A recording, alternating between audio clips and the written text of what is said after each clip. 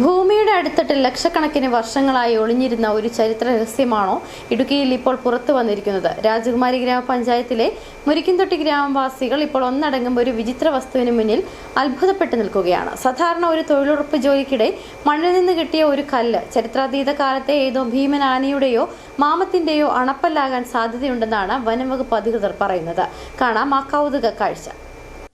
ഇടുക്കി മുരിക്കുംതൊട്ടിയിലെ തൊഴിലുറപ്പ് തൊഴിലാളികൾ മണ്ണു മാറ്റുന്നതിനിടയിലാണ് ആ വിചിത്ര രൂപം ശ്രദ്ധയിൽപ്പെട്ടത്. ഒറ്റനോട്ടത്തിൽ ബ്രെഡ് കഷ്ണങ്ങൾ ഒന്നിനു മുകളിൽ ഒന്നായി അടുക്കി വെച്ചതുപോലെയുള്ള വിചിത്രമായ പാളികൾ, സാധാരണ കല്ലുകൾക്കൊന്നുമില്ലാത്ത കടും തവിട്ടും ക്രീമും കലർന്ന നിറവ്യത്യാസം. കൗതുകം തോന്നി കയ്യിലെടുത്തപ്പോഴാണ് തൊഴിലാളികൾ ശരിക്കും ഞെട്ടിയത്. ഒരു ചെറിയ കല്ലിന് 2 കിലോയോളം ഭാരം. തൊഴിലുറപ്പിൽ ഫോട്ടോ എടുക്കാൻ വേണ്ടി വന്നപ്പോൾ ചുമ്മാ ഇരുന്ന് കഴിഞ്ഞപ്പോൾ ഇങ്ങനെ കൈ തടഞ്ഞു അന്നേരം കിട്ടിയതാണ്. കിട്ടി കഴിഞ്ഞപ്പോൾ അതിൽ വെയിറ്റ് കണ്ടു കഴിഞ്ഞപ്പോൾ ഞങ്ങൾക്ക് ഇത് സാധാരണ സാധനമല്ലല്ലോ എന്ന് തോന്നി.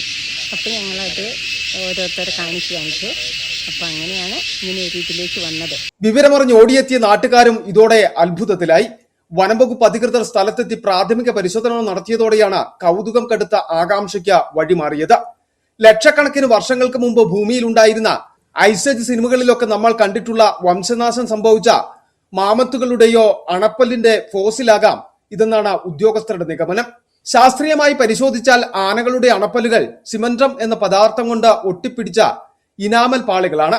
കാലക്രമേണ ഇത് മണ്ണടിഞ്ഞ ധാതുക്കൾ അടിഞ്ഞുകൂടി ഫോസിലായി മാറുമ്പോൾ കല്ലുപോലെ കട്ടിയാവുകയും ഭാരം കൂടുകയും ചെയ്യും. ഈ ഒരു ഘടനയാണ് മുരിക്കുംതൊട്ടിയിൽ കിട്ടിയ വസ്തുവിലും കാണാനാകുന്നത്. ഇതൊരു യഥാർത്ഥ ഫോസിലാണെങ്കിൽ പണ്ട് ഇടുക്കിയിലെ കാടുകളിൽ സ്റ്റൊഗോണ്ടൻ എന്നറിയപ്പെടുന്ന പ്രാചീന നേർക്കൊമ്പൻ ആനകൾ ജീവിച്ചിരുന്നു എന്നതിന്റെ ഏറ്റവും വലിയ തെളിവായിരിക്കും ഇത്.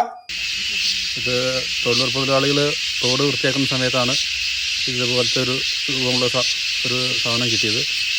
പലരും പരിശോധിച്ച് നോക്കിയപ്പോൾ എന്തോ പുരാവസ്തു വകുപ്പിൽപ്പെട്ട എന്തോ ജീവിയുടെ ഒരു പല്ലാണെന്ന് സംശയം തോന്നുകയും അവർ രാജകുമാരി വില്ലേജ് ഓഫീസിലും രായക്കാട് പോലീസ് സ്റ്റേഷനിലും ഇടുക്കി കളക്ടറേറ്റിലും വിളിച്ചറിയിച്ചതിനെ തുടർന്ന് രാജകുമാരി വില്ലേജ് ഓഫീസിൽ നിന്നും രായക്കാട് സ്റ്റേഷനിൽ നിന്നും അവരെത്തുകയും ഇതിൻ്റെ പഴക്കത്തെക്കുറിച്ച് വളരെയധികം പഴക്കമുള്ളതാണെന്നുള്ള തോന്നലിൽ പുരാവസ്തു വകുപ്പിനെ ഏൽപ്പിക്കാൻ വേണ്ടി രാജകുമാരി വില്ലേജ് ഓഫീസിൽ അവർ മഹസൂർ തയ്യാറാക്കി ഇത് ഏറ്റെടുത്തിരിക്കുകയാണ്. പ്രകൃതി ചിലപ്പോൾ ഇരുമ്പിന്റെ അംശമുള്ള പാറകളെ ഇതേ രൂപത്തിൽ മാറ്റിയെടുക്കാറുമുണ്ട്.